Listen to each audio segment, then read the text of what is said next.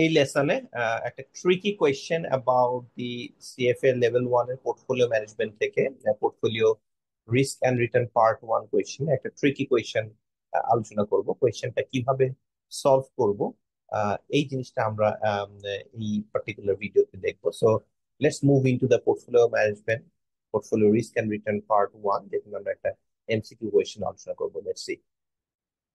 So এখানে আমরা একটা টেবিল দেখতে পাচ্ছি, the following information relates to question 20 and 21। So আমরা 20 এবং 21 কোয়েশ্চেনটা আলোচনা করবো, এবং সেটার জন্য আমাদেরকে একটা টেবিল দেওয়া আছে যেখানে বলা হচ্ছে যে an analyst has made the following return projections for each of the three possible outcomes. So there are three possible outcomes, এবং three possible outcome এর তিনটা অ্যাসেট তিন ধরনের রিটার্ন শো করবে। সো তিন ধরনের আউটকাম শো করবে।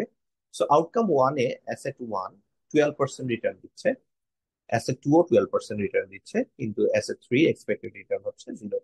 অ্যাসেট থ্রি 0% রিটার্ন দিচ্ছে আউটকাম ওয়ানে। And outcome two, the asset one 0%, asset two 6%, and asset three 6%.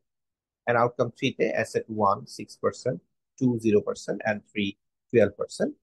এবং based on the outcome and তাদের অবভিয়াসলি একটা প্রবাবিলিটি থাকে আউটকামে, সেই প্রবাবিলিটি ইউজ করে সবগুলো অ্যাসেটেই দেখা যাচ্ছে যে এক্সপেক্টেড রিটার্ন 6। নাও কোয়েশ্চেন আপনাকে করা হয়েছে যে if the analyst construct two asset portfolio, so দুইটা অ্যাসেট মিলে একটা পোর্টফোলিও তৈরি হবে, ইকুয়ালি ওয়েট দিবে, সেক্ষেত্রে কোন পেয়ারটাতে লোয়েস্ট এক্সপেক্টেড স্ট্যান্ডার্ড ডেভিয়েশন থাকবে? So asset one and two, or asset one and three, or asset two and three. So portfolio ডাইভার্সিফিকেশনের ক্ষেত্রে আমরা জানি যে লোয়েস্ট স্ট্যান্ডার্ড ডেভিয়েশন হওয়ার জন্য আমাদের correlation has to be lowest, এবং আমরা জানি যে কোরিলেশন অফ টু অ্যাসেট, আমরা যখন কোরিলেশন রান করি, সো কোরিলেশন -1 থেকে +1 এই রেঞ্জের মধ্যে থাকে। সো অবভিয়াসলি দুইটা পেয়ার নিব, এবং দুইটা পেয়ারের মধ্যে কোরিলেশন যত কম তত বেটার ডাইভার্সিফিকেশন হবে, মানে হচ্ছে তত এক্সপেক্টেড স্ট্যান্ডার্ড ডেভিয়েশন লোয়েস্ট হবে। অন্যদিকে কোরিলেশন যত হাই তত আমার স্ট্যান্ডার্ড ডেভিয়েশন হায়ার হবে, বা ডাইভার্সিফিকেশন করে যে আমার রিস্ক রিডাকশনটা হয় সেই রিস্ক রিডাকশনটা লোয়েস্ট হবে।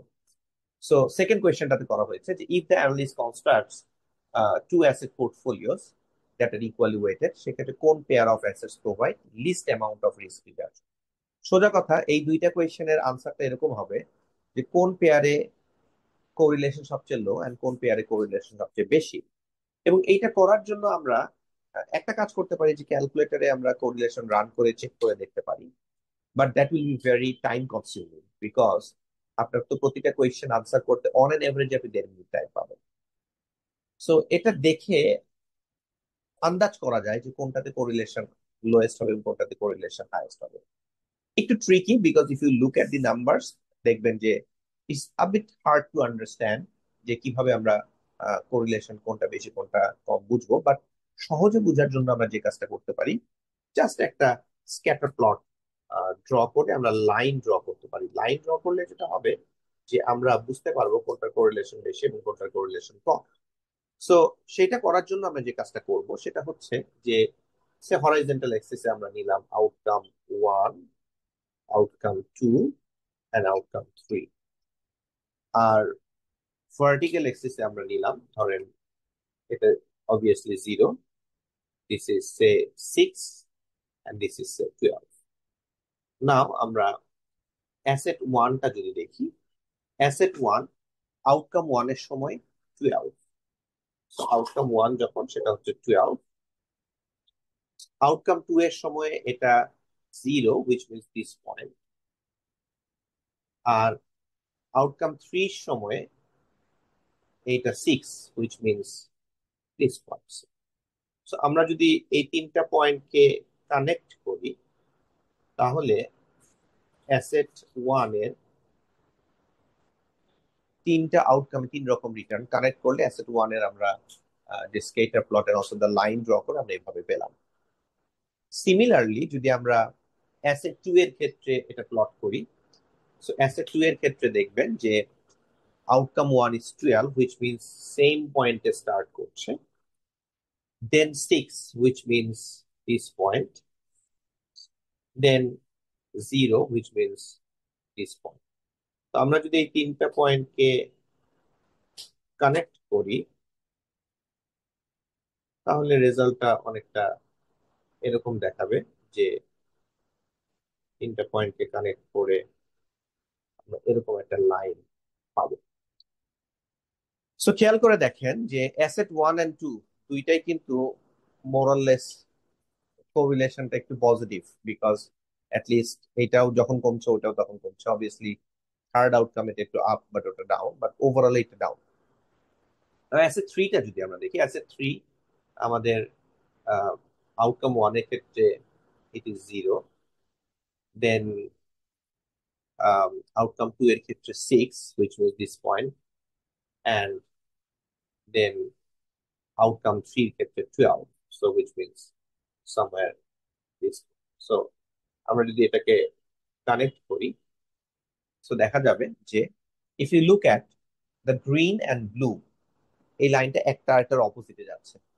সো এটা বলে ফেলা সম্ভব যে গ্রিন অ্যান্ড ব্লুটা correlation negative, and almost it is -1 because একদম এক্স্যাক্টলি অপোজিটে যাচ্ছে। সো গ্রিনটা হচ্ছে 3 অ্যাসেট, আর ব্লুটা হচ্ছে আমার অ্যাসেট 2। সো তাহলে আমরা বলে ফেলতে পারি যে asset 2 and asset 3, asset 2 and asset 3 which is option C, because এই ক্ষেত্রে আমার কোরিলেশনটা -1 এর মতো হবে। সো এই ক্ষেত্রে আমরা বলে দিতে পারি যে অ্যাসেট 2 অ্যান্ড অ্যাসেট 3 তে আমার সবচেয়ে কম স্ট্যান্ডার্ড ডিভিয়েশন হবে, রিস্ক সবচেয়ে কম হবে। তো এইবার আমরা যদি পরের কোয়েশ্চেনটায় আসি, যে if the analyst constructs two asset portfolios that are equally weighted, which pair of the asset provides the least amount of risk reduction? মানে রিস্ক রিডাকশন কোনটাতে লিস্ট, কোন পেয়ারের লিস্ট রিডাকশন হবে, which means কোন পেয়ারের কোরিলেশন সবচেয়ে বেশি among the three pairs। তো আমরা যদি একটু দেখি এভাবে যে অ্যাসেট 1 12 0 6, মানে এটা তিনটা আউটকামে 12 থেকে 6 এ গিয়েছে, মানে ডাউন। অ্যাসেট 2 ও 12 6 0, মানে 12 থেকে 0 দিকে গিয়েছে, which means ডাউন। দুইটাই ডাউন, মানে দুইটার মধ্যে কোরিলেশন পজিটিভ। কিন্তু যদি আমরা অ্যাসেট 3 তে যাই, এটা তো আপ। যখন অ্যাসেট 3 12, তখন কিন্তু অ্যাসেট 1 and 2 দুইটাই ডাউন। সো আমরা যদি অ্যাসেট 1 এর লাইনটা দেখি, অ্যাসেট 1 এর লাইনটা হচ্ছে রেড। সো এটা প্রথমে কমে গিয়েছে, তারপর একটু বেড়েছে, বাট ওভারঅল তো এটা আসলে ডাউন। আর অ্যাসেট 2 যদি আমরা দেখি, সেটাও স্টার্ট হয়েছে 12 থেকে এবং স্ট্রেট কমে গিয়েছে এখানে। সো দেখা গেল যে এইটা 12 থেকে 6, এটা 12 থেকে 0, ডাইরেকশনটা দেখেন ডাউনওয়ার্ড ওভারঅল। অবভিয়াসলি এটা 12 থেকে 6 হয়ে তারপর 0 হয়েছে, এটা 12 থেকে 0 হয়ে তারপর 6 হয়েছে, বা তিনটা আউটকামে দেখেন direction downward. On the other hand asset 3 0 6 12, 0 থেকে 12 এর দিকে গিয়েছে, সো ডাইরেকশনটা আপওয়ার্ড। সো অ্যাসেট 3 কিন্তু বোথ অ্যাসেট 2 এন্ড অ্যাসেট 1 এর সাথে কোরিলেশনটা নেগেটিভ হবে, কিন্তু অ্যাসেট 1 এন্ড অ্যাসেট 2 এইটা কোরিলেশনটা পজিটিভ হবে। আমি সেপারেটলি এটা এক্সেলে রান করে দেখেছি যে এটা अराउंड 0.5 এর মতো হয়, এটা ক্যালকুলেটরে রান করে দেখা যায়, বাট আমরা সেটা করব না because it will take time. এবং এই পার্টিকুলার কোয়েশ্চেনটা আসলে এরকম ভিজুয়ালাইজ করেই আনসার করতে হবে, বা এরকম টেবিল দেখেই আনসার করতে হবে। গ্রাফটা না আঁকালেও চলতো বোঝার সুবিধার্থে, কিন্তু টেবিলটা থেকেই বোঝা যায় যে আলটিমেটলি কোন দুইটা অ্যাসেটের মধ্যে কোরিলেশন পজিটিভ আর কোন দুইটা অ্যাসেটের মধ্যে কোরিলেশন নেগেটিভ। সো আমরা আবার বলছি যে 12 থেকে 6, 12 থেকে 0 দুইটাই ডাউন। সো আলটিমেটলি 1 আর 2 এর মধ্যে কোরিলেশন পজিটিভ হবে, হুইচ মিনস 21 এর ক্ষেত্রে আনসারটা হবে 1 এ। আর 20 নাম্বার কোয়েশ্চেনে কোনটা কোরিলেশন সবচেয়ে লো, হুইচ মিনস নেগেটিভ, সেক্ষেত্রে 12 6 0 and 0 6 12, এটা নেগেটিভ 1 হবে। এটা খুব obvious answer. So this is how this question need to be solve. Just visualise করেই আমার করতে হবে, এটা ক্যালকুলেট করার দরকার নাই। আর অলসো ক্যালকুলেট করতে গেলে এটা অনেক টাইম কনজিউমিং হবে, সো ভিজুয়ালাইজ করে এটা বলে ফেলা যাচ্ছে। এরকম অনেক ধরনের ট্রিকি ট্রিকি কোয়েশ্চেন আছে সিএফএ লেভেল 1। সব কোয়েশ্চেন হয়তো এরকম হবে না, but there are some tricky question যেগুলো আপনার কনসেপ্টটা যদি খুব ক্লিয়ার থাকে, আপনি যদি খুব ভালো করে